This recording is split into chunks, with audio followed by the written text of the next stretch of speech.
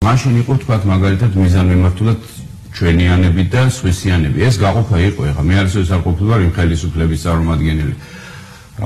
ამასინათ ეთერშიც ვიძახდი, რომ 2007 წელს, როდესაც იბარებდნენ და ფინანსურ პოლიციაში შეევნებოდნენ, რომ სტაბილურობისთვის ფული უნდა გადაიხადო, მე უარზე გავედი რა და იყო მუქარები, რომ რაღაცა ზემოქმედებები იქნებოდა, ის იქნებოდა და უბრალოდ მე მარტივად მიმაჩნია, რომ საერთოდ მნიშვნელობა არ აქვს ვის გადაუხდი, რა მნიშვნელობა აქვს პარტიას გადაუხდი, საგადასახადოს გადაუხდი თუ კრიმინალს გადაუხდი. ჩემს არავითარი განსხვავება არ არსებობს.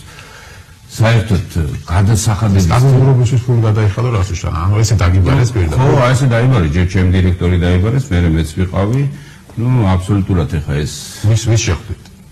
რა ვიცი, ვიღაც ესეთი ტყლები ქონდა სახეზე, არც ვიცი, რა შეინტერესებს. ეხა მაგათი არის სახელები მაინტერესებს. ფინანსურ პოლიციაში, რა.